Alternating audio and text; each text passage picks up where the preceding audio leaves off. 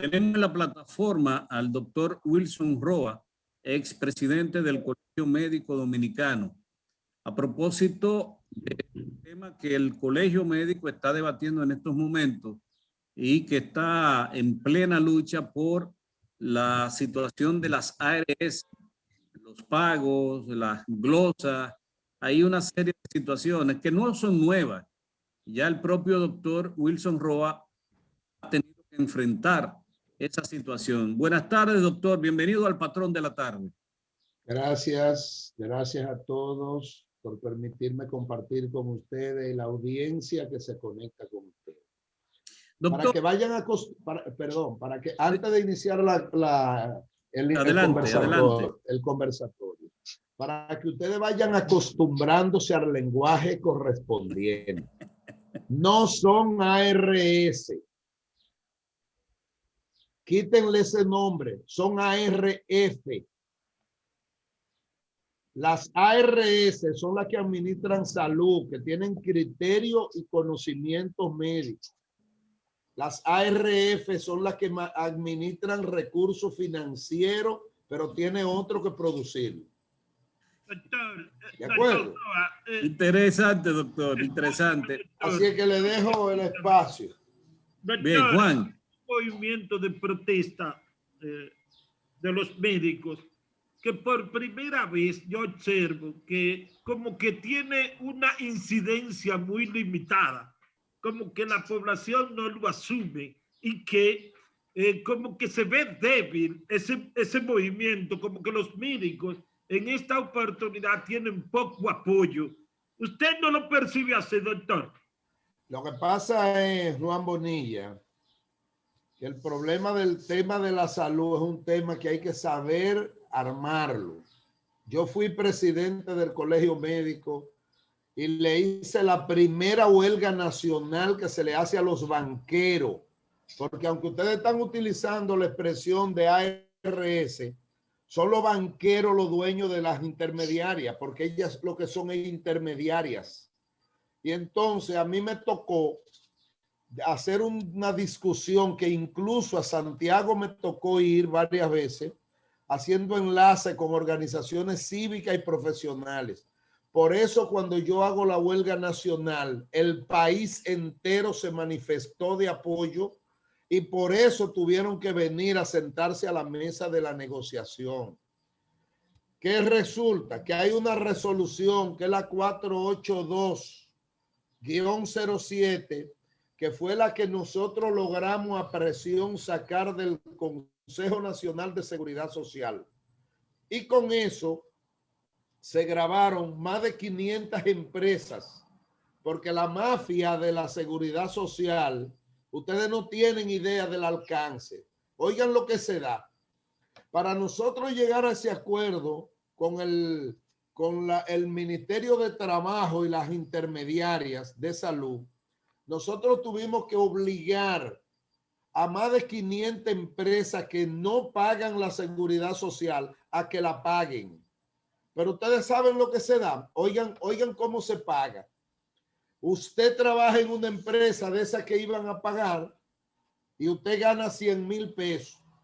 Entonces la empresa le retiene el 3.13 y la empresa pone el 6.87 para que sea el 10%.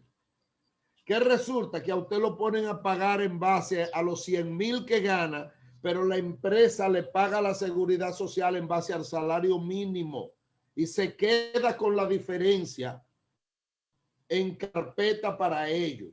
Y entonces ese dinero que nosotros logramos recaudar, a pesar de ser del salario, en base al salario mínimo el aporte, eso dio, oigan bien, eso alcanzó para ponerle 200 pesos a la consulta de los médicos.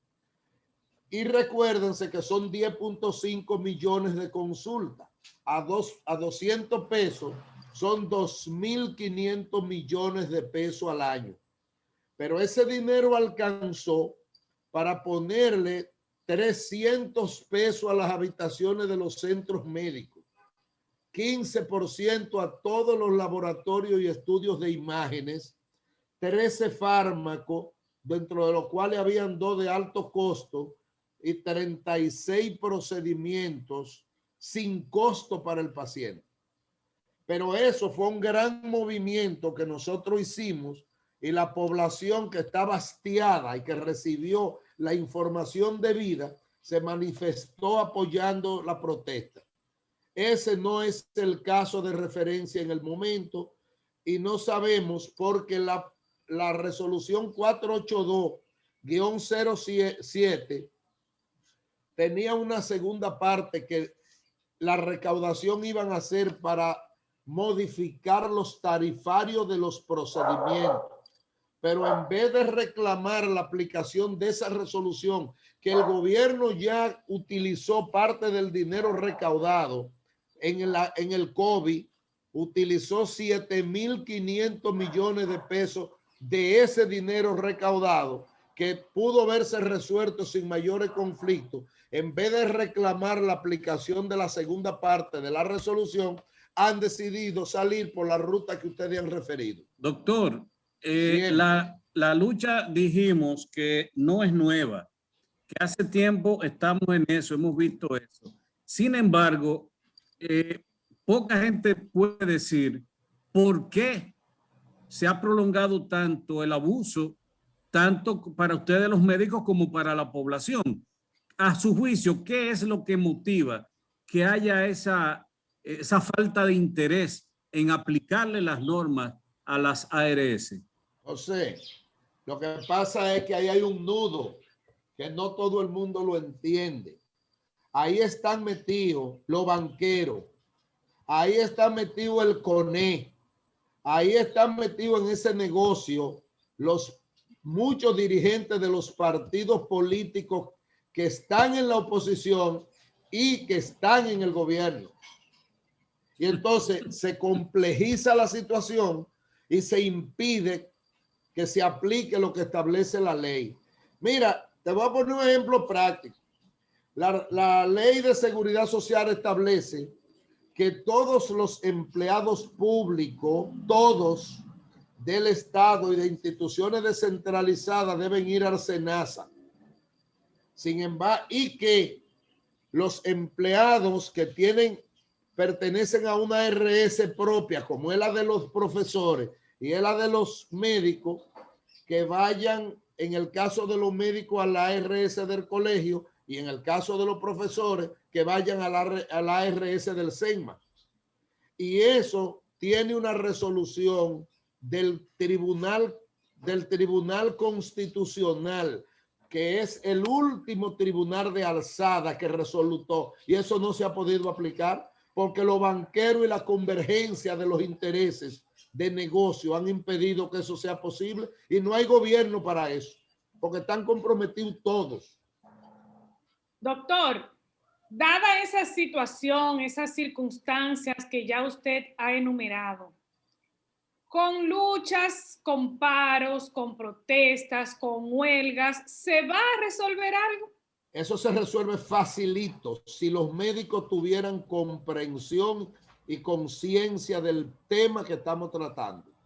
Porque el problema no es nada más la relación laboral de los médicos y la intermediaria. Si los médicos decidiéramos no dar consulta, no atender procedimientos, con eso se resolviera el problema. El problema es que el médico no tiene identidad propia de lo que debía ser su lucha y su postura, porque yo he acuñado un adagio, una expresión muy clara. Quien tiene el conocimiento es el médico, quien regula es el Estado y quien financia es el paciente. Entonces, entre el paciente y el conocimiento del médico, solamente necesitamos regulación, no necesitamos intermediarios. Y eso ha impedido, porque es bueno que que a través de esta plataforma se le diga al país que eso ha impedido que la atención primaria con carácter público se inicie. Y oigan por qué. Porque nosotros tenemos 3 regímenes de salud. Uno que tiene el 24% de la población, que es la que puede pagar, y el régimen contributivo. Eso equivale a 4.054.118 afiliados antes de la pandemia. Recuérdense que se perdió alrededor de 1 millón de empleos que se ha ido recuperando según la teoría política, se han ido recuperando poco a poco. Pero son 4.054.158 afiliados antes de la pandemia. Y eso pagaba 104.87 pesos por persona, por cápita. Y eso hace en total 425.159.549,46 centavos que se le iba a entregar a las intermediarias para que ellos la manejen. Y nosotros decimos que no, que es el gobierno el que tiene que regir la salud pública del país, porque eso es lo que dice la Constitución en su artículo 61. Y no hay otra forma que no sea así si queremos salud. Doctor, si queremos cambiar este estadio de cosas en el sistema de seguridad social, es necesario sobremanera urgente una modificación a la ley 87-01. ¿Qué pasa? ¿Por qué se nos ha hecho tan difícil y aún está en el Congreso y como que no se avanza en ese proceso? Es que no hay forma, Nelson, de que se avance en ese proceso. ¿Tú sabes por qué?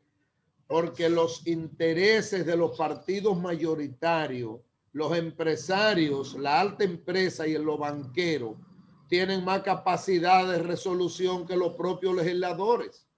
Y por eso no se avanza. Porque estamos hablando de mucho dinero en efectivo. Y entonces el Congreso Nacional depende de los partidos. Y los partidos tienen personal dirigente metido en el negocio. Y muchos empresarios tienen conexiones en el Congreso Nacional también. La única manera de avanzar, se lo digo hoy, es que la población, las organizaciones cívicas, profesionales y los médicos nos pongamos de acuerdo. Y le voy a decir una cosa a ustedes ahora, para que se recuerden y anoten la fecha de hoy. En el 33, aquí va a haber una guerra. ¿Ustedes saben por qué?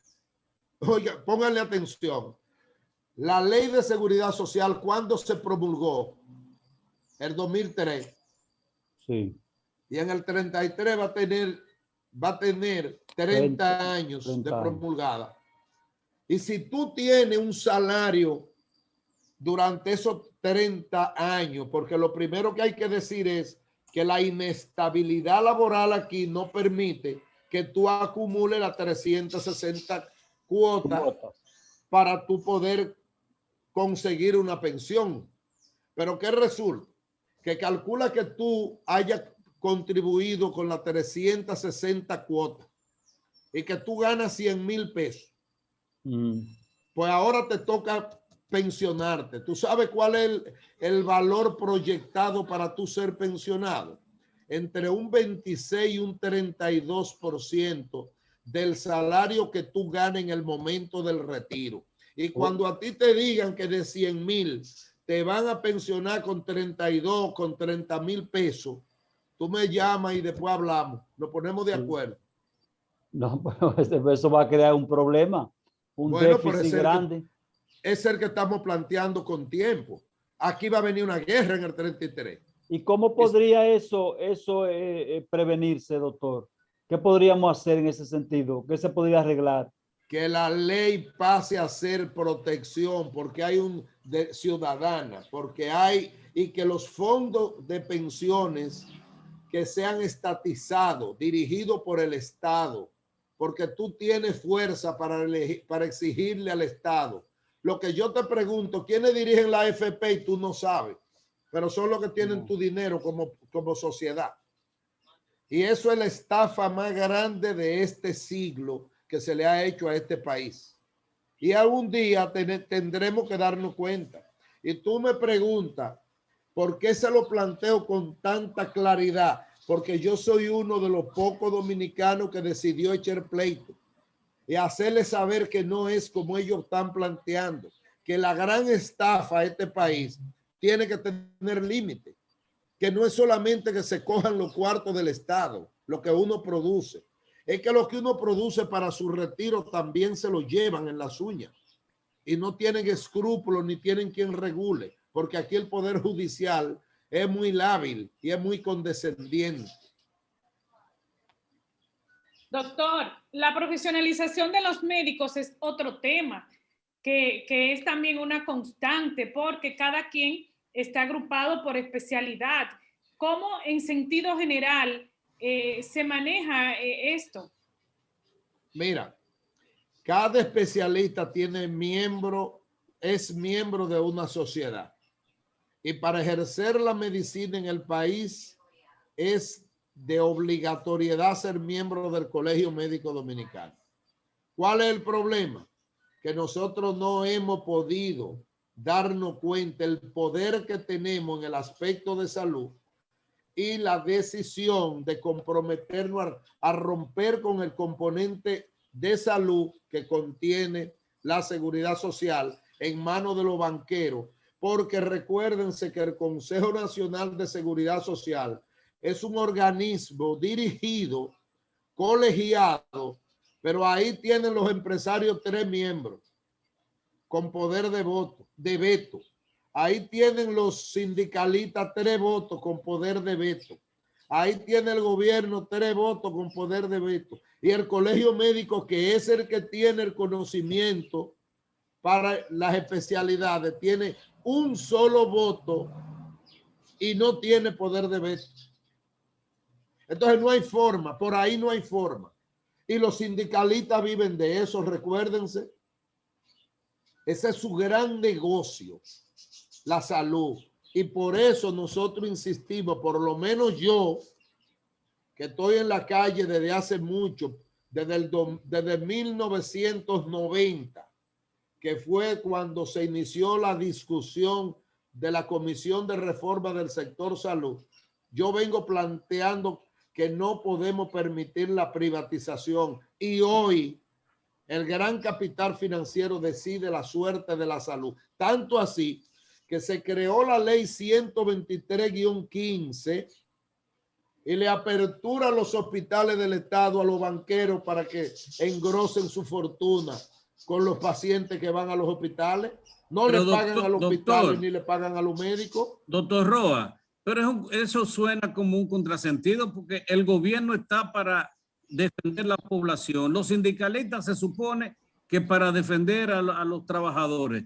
Y el colegio médico en unión con esos dos sectores en mayoría. Yo no entiendo. Pero es que los sindicalistas en el Consejo Nacional de Seguridad Social, con quien están unidos no es con el colegio médico, es con los empresarios del CONE. Y el gobierno es el padrino de esa alianza. Entonces, por ahí no esperen que va a haber cambio. Y en el Congreso, los cambios que se puedan conseguir tendrá que ser a presión, pero es con la población. Y la población no tiene comprensión, porque déjenme decirle, cuando hablamos de seguridad social, la mayoría de los ciudadanos piensan que estamos hablando de salud. Y la seguridad social no es salud nada más.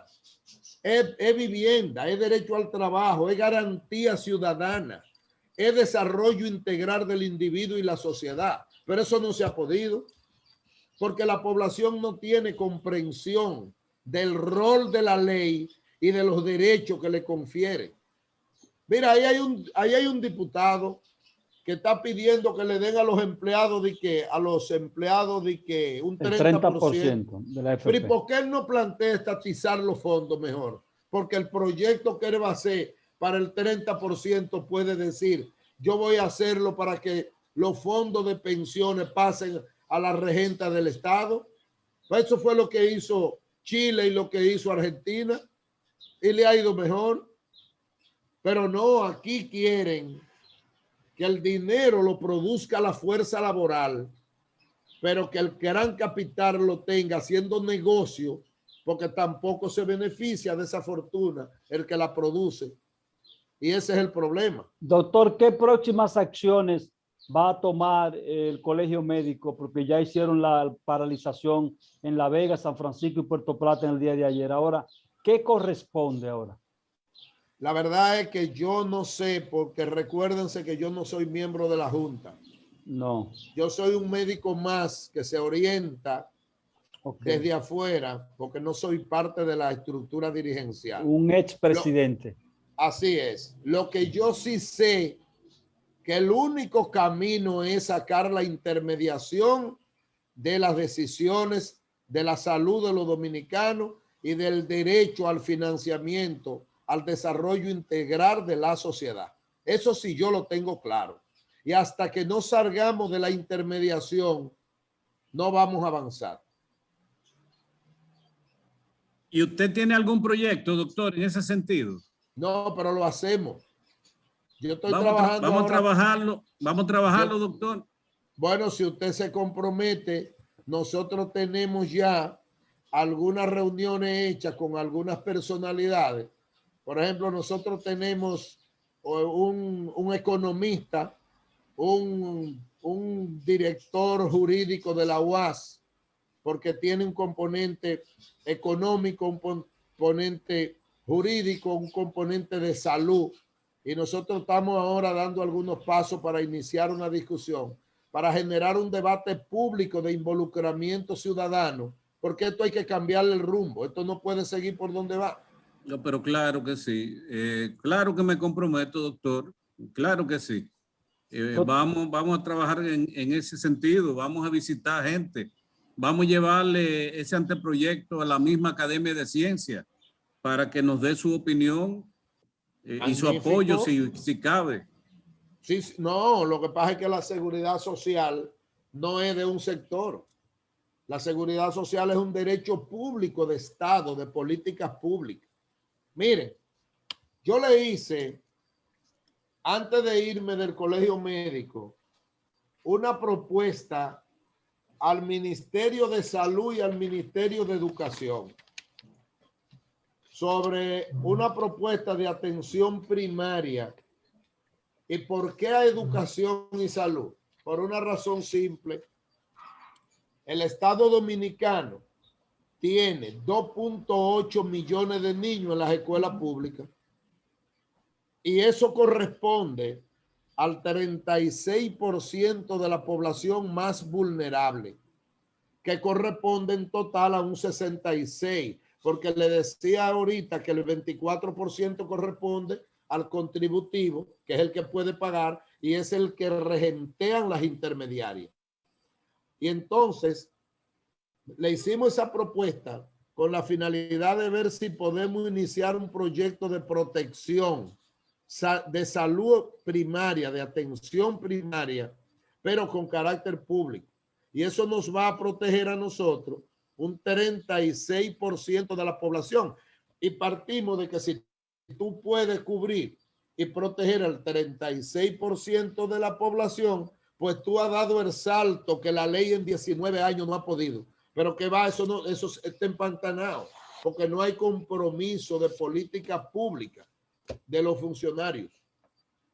Doctor, el caso de los códigos para los médicos que tengan que ser las ARS, que certifique un médico o no para participar, ¿cómo van a enfrentar esta situación? El código debe ser el número de secuatum, porque dice textualmente, textualmente dice, cuando a ti te dan un secuatum que queda autorizado a ejercer la carrera en todo el territorio nacional. Esa es otra de las violaciones. En la gestión mía, como había un compromiso firmado de la gestión anterior, yo conseguí 3.800 códigos y lo conseguimos porque había que hacer la consecución de involucrar nuevos médicos y se involucraron 3.800 médicos con código para poder ejercer, porque aquí el poder de las ARS es tan grande que ellos deciden quién ejerce y quién no ejerce la carrera. Y eso hay que buscarle la vuelta. Y la solución es radical, sacarla de la intermediación. No necesitamos intermediación, necesitamos regulación. Y la ley establece que es el Estado el que le corresponde. Doctor, una parte de los beneficios de los afiliados que no podemos usar, que son los 8,000 pesos para la medicina. Esto es un problema, porque uno va a la farmacia y después que llena todos los requisitos, si acaso tiene la sustancia, el medicamento que ha comprado, que las ARS han aprobado, lo que te cubre 100 pesos, 150 pesos, pero en el 95%, 99% no tiene la sustancia. Entonces, esto es un recurso que se pierde. Nadie lo está reclamando. Yo no reclamo esos 8,000 pesos, ni nadie que yo sepa. Nelson, eso no es un recurso que se pierde, es un robo a la ciudadanía. Ponle nombre, porque vamos a desnudar lo que es la estafa del siglo a la población. Eso es una estafa, porque para tú pagar la ARF, apréndanselo, sí. Para tú pagar la ARF, para eso tú eres bueno. Pero cuando tú vas a buscar el servicio, te ponen todos los periquitos. ¿Y cuál es la razón? La razón es para que tú la compres en efectivo, para que a ellos le quede todo ese dinero. No reconocen en reserva. Ni la firma del médico la quieren reconocer a veces. Ni la firma del médico. Él no firma. Ay, no tiene sello. No tiene sello, no te vale. Esa es la gran mafia. Y déjenme decirle una cosa. Ustedes sabían que cuando se aprobó la ley en el Senado y la bajaron a la Cámara de Diputados, en la escalera le metieron una figura. No me diga, le agregaron una y a lo estilo Balaguer. Se llama una figura que se llama unipago. Cuando tú te inscribes para una RS o que a ti te nombren como empleado en una empresa, sí, automáticamente tú caes en una RS que tú no elegiste. ¿Y tú sabes por qué? Automático. Porque automáticamente todo el mundo tiene que pasar por Unipago. Y entonces Unipago recibe el grueso de la población y lo distribuye. Pero ¿quién dirige Unipago? Las mismas intermediarias. Entonces vieron que no hay salida. No estamos cogidos por el pichirrí, como decía un presidente de la República. Así mismo es. Y yo insisto que es la estafa más grande. Y hasta que la ciudadanía no se dé cuenta de la estafa que le están haciendo y reaccionemos, no vamos a tener producción nacional. Por eso ustedes ven que la cebolla, los cebolleros la producen y los habichueleros, y cuando la llevan al mercado, tienen el mercado tomado ya. ¿Por qué? Porque le dan franquicia a compañeritos para que importen, y cuando tú llegas al mercado, ya el mercado está ocupado y la cebolla tuya, criolla, y la producción habichuelera y de arroz se nos pierde aquí porque también negocian con eso y eso es parte de la seguridad social, el aparato productivo nacional, eso es de política pública. Alimentación. Ese es uno de los renglones fundamentales. Doctor, no podemos dejar que usted se nos vaya sin hablar un poco de las residencias médicas. Vamos arriba. Nueva vez, este año ya casi estamos en los exámenes. ¿Cuál es el problema de los exámenes para las residencias médicas? Los exámenes para la residencia médica es un problema de hace muchos años. Y el escándalo que se hace todos los años es simplemente porque también quieren el examen de residencia médica para privatizarlo y para que tú entres y tengas capacidad de pagar una especialidad como se hace en otros países. Nosotros tenemos un país pobre que la residencia médica la financia el Estado y como el Estado no produce nada, quien la financia es la población. Y entonces se han hecho mucho escarceo con la finalidad de desacreditar el proceso, con la finalidad de privatizarla. Y eso generó que cuando yo era presidente del Colegio Médico, hiciéramos una marcha gigantesca al Congreso, aunque nos recibieron allá con bomba y tiro. pero el que tiene la razón y el compromiso no va a ceder y nosotros no vamos a ceder.